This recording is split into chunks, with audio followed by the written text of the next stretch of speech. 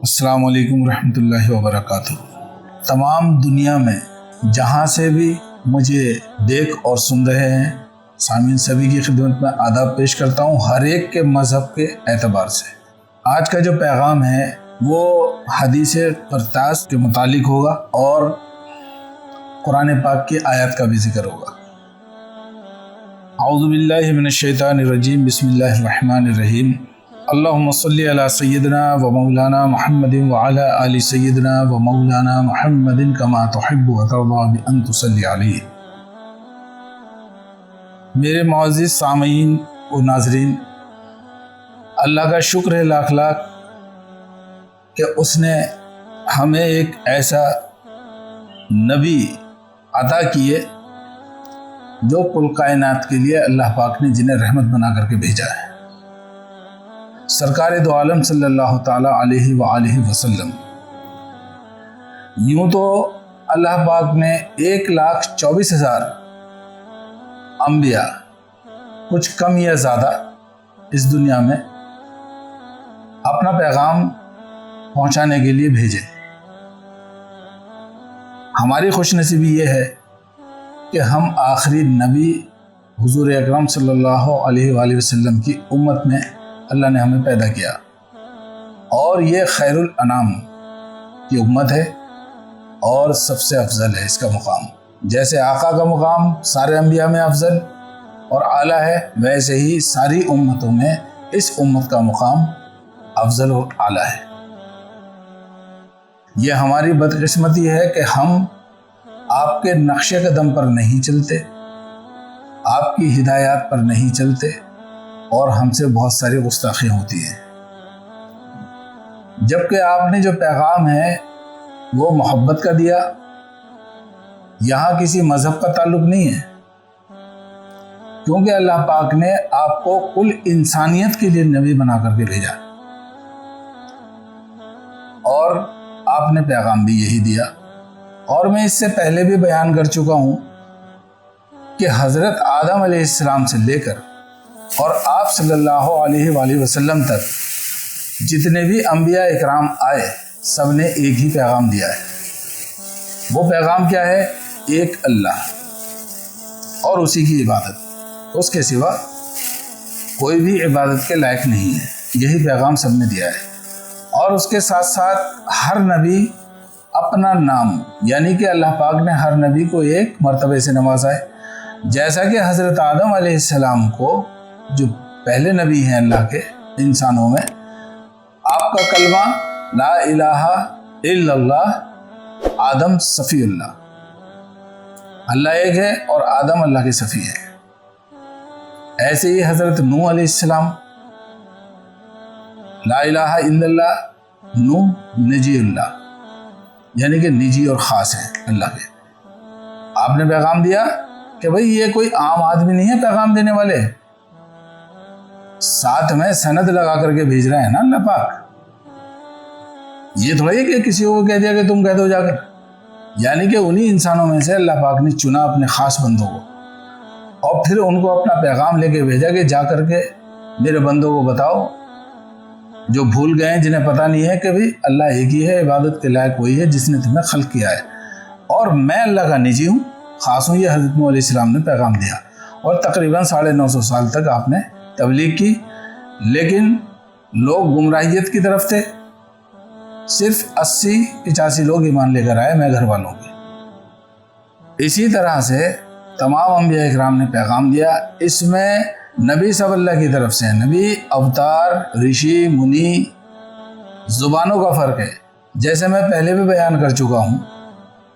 اور مذہب میں جو کتابیں ہیں اور زبانوں میں ہیں، سب کے اپنی اپنی زبانوں میں وہی ایک اللہ کی عبادت کا ذکر ہے۔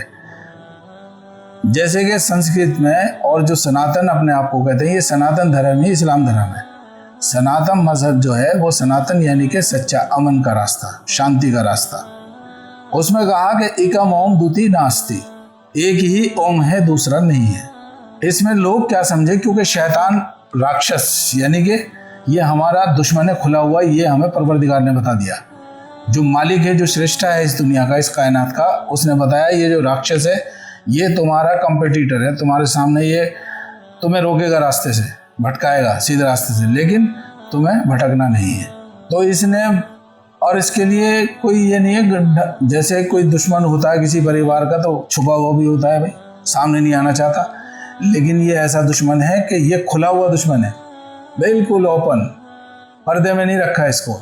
ईश्वर ने, ओम ने, अल्लाह ने ये बता दिया कि ये तुम्हारा जो है खुला हुआ दुश्मन है, ये तुम्हारे आगे से, पीछे से, ऊपर से, नीचे से, दाएं से, बाएं से, हर तरफ से हमला करेगा और तुम्हें तरह तरह से ये गुमराह करने की कोशिश करेगा, लेकिन तुम्हें एक रास्ते पर रहना है। और अल्लाह ने ये भी बताया कि जो मेरे ख़ास बंदे हैं, चुनिंदा हैं, उस पर इसका ज़ोर नहीं चलेगा, ये कुरान कहता है। तो अल्लाह ने इरशाद फरमाया कि भी जो मेरे ख़ास बंदे हैं वो तेरे बहकाए में नहीं आ सकते, उन पर तेरा जोर ही नहीं चलेगा। वो जो ख़ास बंदे हैं वो कौन है? क्या आप जानते हैं? क्या आप जानते हैं अल्लाह ने किनको ख़ास बंदे बोला है, किनको ख़ास फरमाया है? ये हैं अहले बैत अलैहिमुस्सलाम और अल्लाह के सालिहीन बंदे, जो उनके नक्शे कदम पर चलने वाले हैं, ईमान वाले हैं। तो अल्लाह पाक ने उन ख़ास बंदों के नक्शे कदम पर चलने वालों को महफूज फरमाया।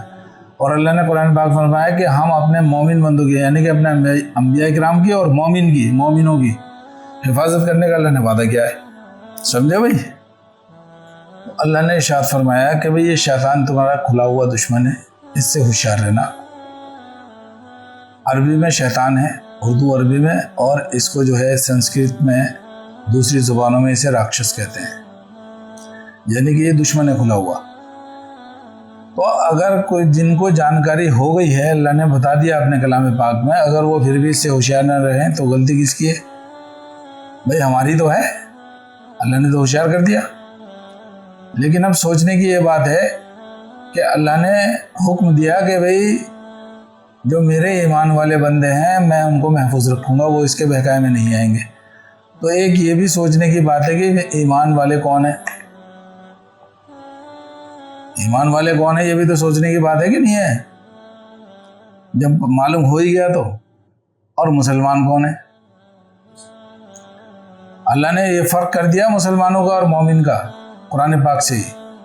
तो भाई इसको समझना है, जो मोमिन है वो मुसलमान मोमिन है, लेकिन जो मुसलमान है ना वो मोमिन नहीं हो सकता। जो मोमिन है वो मुसलमान भी है और मोमिन भी है, लेकिन जो मुसलमान है वो मुसलमान ही है, और मुसलमान वो है जो शरीयत पे अमल करता है, शरीयत को फॉलो करता है।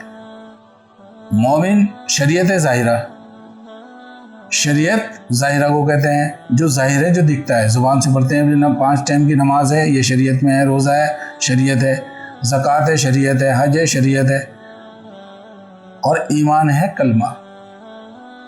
कलमा जो है, ईमान किसी को दिखा नहीं सकते, ना ही दिख सकता है, और शरीयत के सारे अरकान दूसरे भी देखते हैं, ज़ाहिर होता है, तो इसलिए इसको ज़ाहिर कहते हैं। तो ये फ़र्क है ईमान में और इस्लाम में।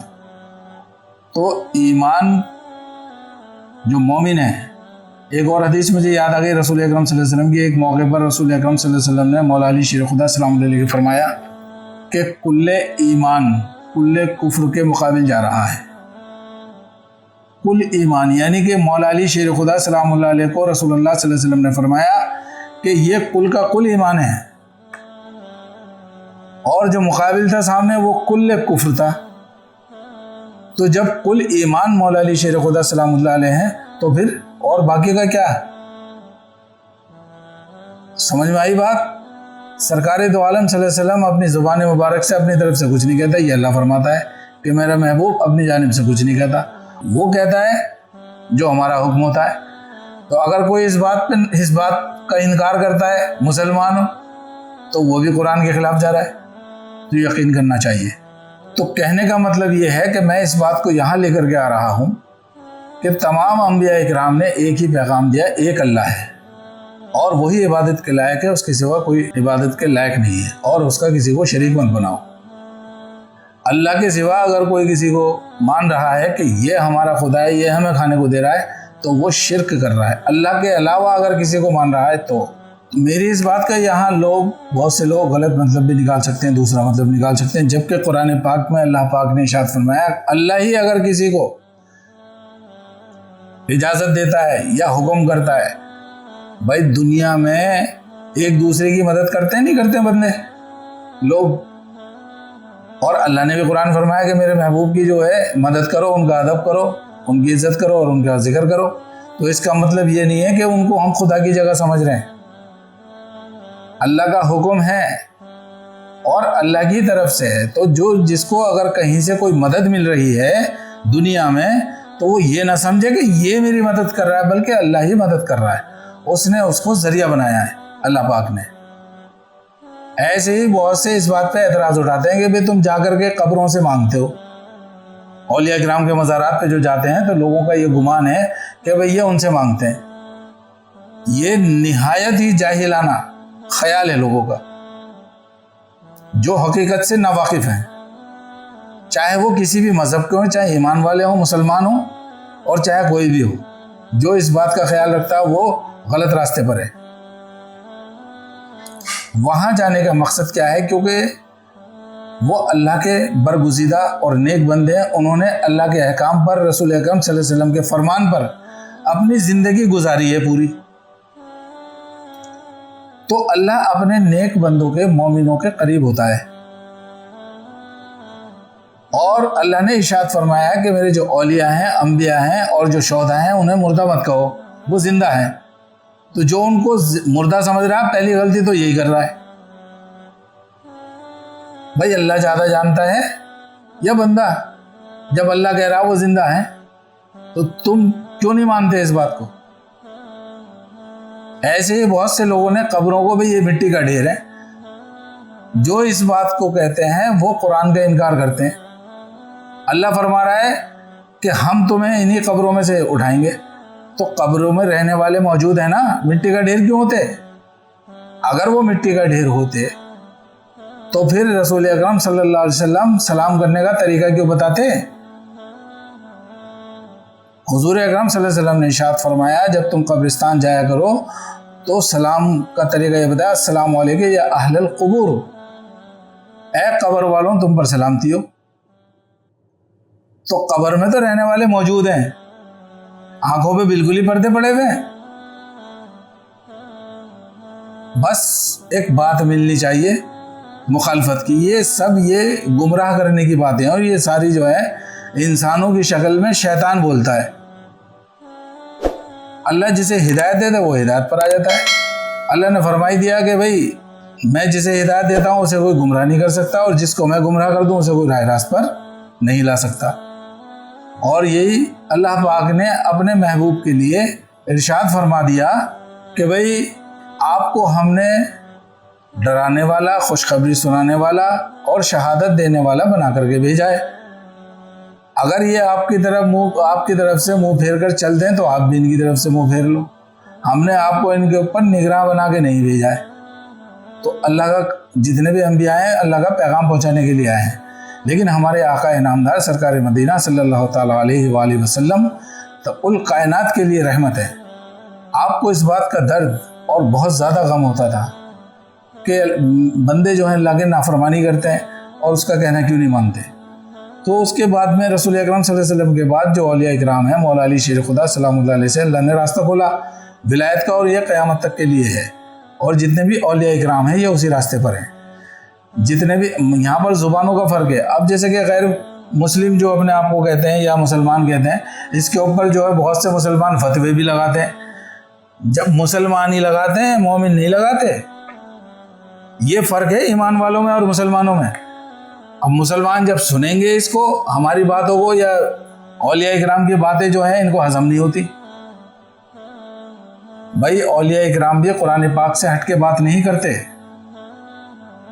اور جو مسلم ہیں وہ شریعت کو جانتے ہیں، شریعت کی بات کرتے ہیں۔ شریعت کا انکار تو کوئی بھی نہیں کرتا، شریعت کا انکار تو ولی بھی نہیں کرتے، اللہ کے مومن نہیں کرتے، اور جس نے شریعت کا انکار کر دیا وہ اسلام سے باہر ہو گیا، دین سے باہر ہو گیا وہ، کیونکہ شریعت ظاہرہ کسی اور کی بتائی ہوئی تھوڑی ہے، رسول اکرم صلی اللہ علیہ وسلم کی بتائی ہوئی ہے۔ ضرورت اس بات کی ہے اس بات کو سمجھنا ہے۔ ایسے ہی قرآن پاک میں اللہ پاک نے ارشاد فرمایا، بسم اللہ الرحمن الرحیم، وما محمد الا رسول قد خلت من قبلہ الرسول افإن مات او قتل قلبتم علی اعقابکم ومن ينقلب على عقبیہ فلن یضر اللہ شیئا وسیجزی اللہ الشاکرین۔ اللہ ارشاد فرماتا ہے اے میرے محبوب محمد صلی اللہ علیہ وآلہ وسلم، یعنی کہ آپ کے بارے میں اللہ ارشاد فرماتا ہے کہ آپ رسول ہی ہیں، ان سے پہلے بہت سے رسول ہو چکے ہیں۔ اے میرے محبوب، اگر ہم آپ کو موت دے کر یا شہادت دے کر اپنے پاس بلا لیں تو کیا یہ لوگ الٹے پیروں پھر جائیں گے؟ یہ کس کے لیے کہہ رہا ہے اللہ پاک؟ یعنی کہ جو راستے پر تھے انہی کی تو بات ہو رہی ہے، جو راستے پر نہیں تھے الٹے پیروں پھرنے کا ان کا کیا مطلب ہے؟ تو وہ کون لوگ تھے، کس طرح سے پھر گئے؟ تو پھر اللہ ارشاد فرماتا ہے اور جو کوئی پھر جائے اپنی ایڑیوں پر تو ہرگز اللہ کا کچھ نہ بگاڑے گا، ان قریب اللہ تعالیٰ شکر گزاروں کو نیک بدلہ دے گا۔ تو وہ پھرنا کیا ہے؟ پھرنا یہ ہے جب رسول اکرم صلی اللہ تعالیٰ علیہ وآلہ وسلم اس دنیا دار فانی سے آپ پردہ فرمانے والے تھے، تو اس وقت رسول اکرم صلی اللہ علیہ وآلہ وسلم نے ارشاد فرمایا کہ لاؤ مجھے قلم، دوات اور کاغذ دے دو، میں تمہیں کچھ لکھ دوں تاکہ تم بعد میں تم میں نا اتفاقی نہ ہو، گمراہ نہ ہو۔ تو وہاں سارے صحابہ موجود تھے، تو صحابہ کرام کی ایک جماعت نے کہا کہ اب ہمیں کسی چیز کی ضرورت نہیں ہے، ہمارے لیے قرآن کافی ہے، حسبنا کتاب اللہ۔ جو دوسرا گروہ تھا اس نے کہا جو رسول اللہ مانگ رہے ہیں وہ دے دو۔ اب یہاں آپس میں بحث ہونے لگی، جبکہ رسول اکرم صلی اللہ علیہ وآلہ وسلم اپنے بستر پر تھے، اور اللہ ارشاد فرماتا ہے کہ میرے محبوب یعنی کہ اپنے نبی کے سامنے اونچی آواز سے مت بولو۔ وہاں صحابہ کرام زور سے بولنے لگے، وہ بات تو مانی نہیں، بلکہ کچھ وہاں تو سارے صحابہ ہی تھے نا، تو کچھ صحابہ نے اپنی زبان سے یہ الفاظ نکالے کہ بھئی رسول اکرم صلی اللہ علیہ وسلم نعوذ باللہ من ذالک کہ آپ بیماری کی حالت میں ہیں تو آپ کا ذہن ٹھیک نہیں ہے۔ حدیث کے الفاظ تو کچھ اور ہیں لیکن میں وہ نہیں اپنی زبان پہ لانا چاہ رہا، یعنی کہ آپ بہک گئے ہیں۔ اللہ کہہ رہا ہے کہ میرا نبی نہ بہکتا ہے، اللہ تو منع کر رہا ہے، اور بندے کیا کہہ رہے ہیں کہ بہک گئے، تو یہاں بھی قرآن کا انکار کر دیا۔ بہرحال بات یہ ہوئی کہ جو آپ رسول اکرم صلی اللہ علیہ وسلم نے جو مانگا وہ نہیں دیا گیا، اور وہاں صحابہ کرام آپس میں بحث کرنے لگے، زور زور سے بولنے لگے۔ تو پھر رسول اکرم صلی اللہ علیہ وسلم نے ناراض ہو کر کے ان کو باہر بھیج دیا کہ یہاں کیوں تم جھگڑتے ہو، باہر نکل جاؤ۔ تو سب باہر آ گئے، سرکار دو عالم صلی اللہ علیہ وسلم پردہ فرما گئے۔ آپ کا جنازہ 3 دن تک رکھا رہا۔ اس میں بھی روایات میں اختلاف ہے، اہل تشیع کے ہاں کچھ ہے اور اہل سنت کے پاس کچھ ہے، لیکن وہ آپ کا جنازہ 3 روز تک رکھا رہا، اور ادھر وہ خلافت کا جھگڑا چلتا رہا۔ اور جب لوگ وہاں سے واپس آئے، مولا علی شیر خدا سلام اللہ علیہ نے اور آپ کے اہل بیت نے آپ کا سب کچھ کام کر دیا تھا، کفن دفن سب ہو گیا تھا رسول اکرم صلی اللہ علیہ وسلم کا۔ وہ بات لمبی ہو جائے گی، کسی اور موضوع پر کسی دوسری ویڈیو میں اس کو تفصیل سے بتاؤں گا۔ تو بہرحال وہاں پر صحابہ اکرام جو تھے، بڑے اب بھائی غور کرنے کی بات ہے، سمجھنے والے خود سمجھ جائیں، میں کسی کا نام نہیں لے رہا۔ کہا کہ بھئی اگر رسول اللہ صلی اللہ علیہ وسلم پہ اگر تمہارا ایمان تھا، جو وہاں حضور کے غم میں رو رہے تھے، ان سے کہا یہ جو خلافت کا جو معاملہ تھا جب وہاں سے لوٹ کے آ گئے تو وہ کہنے لگے بھئی یہ کیوں رو رہے ہو تم، اگر تمہارا ایمان رسول اللہ پر تھا تو وہ تو نہیں رہے، اور اگر اللہ پر تمہارا ایمان ہے تو اللہ ہے گا، یہ کہا۔ تو اب یہ بتائیے جو جنہوں نے یہ بات کہی وہ تو مسلمان تھے نا، اور کلمہ کیا پڑھتے ہیں ہم آج بھی؟ کلمہ کس کا پڑھتے ہیں؟ کیا پڑھتے ہیں ہم؟ لا الہ الا اللہ محمد الرسول اللہ، اللہ کے سوا کوئی عبادت کے لائق نہیں، اور محمد رسول اللہ، محمد اللہ کے رسول ہیں صلی اللہ علیہ وسلم، رسول ہیں، تھے نہیں۔ وہ کیا کہہ رہے ہیں؟ بھائی اگر تمہارا ایمان رسول اللہ پہ تھا تو وہ تو نہیں رہے محمد، اور اللہ پتہ تو ہے تو کلمہ ادا کر دیا یہیں، ہو گیا نہیں ہو گیا؟ لوٹ گئے پہ الٹے پیروں؟ قرآن کی آیت یہ تھی، اللہ نے کیا ایسے فرما دیا؟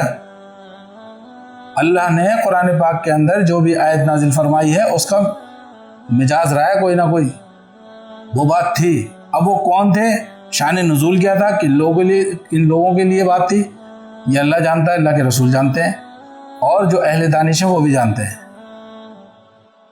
تو کہنے کا مطلب یہ ہے کہ بات کو سمجھنے کی ضرورت ہے۔ ایمان کیا چیز ہے؟ اللہ کے رسول نے فرمایا میری امت کا ایک زمانہ جو آخری زمانہ ہے، ایک ایسا آئے گا کہ مسجدیں نمازیوں سے بھری ہوں گی مگر مومن ایک بھی نہیں ہوگا۔ اللہ پاک ہمارے گناہوں کو معاف کرے اور ہمارے عقیدوں کو درست فرمائے، اور قرآن اور حدیث پر عمل کرنے کی توفیق عطا فرمائے، اور اس کے اندر غور و فکر کرنے کی توفیق عطا فرمائے۔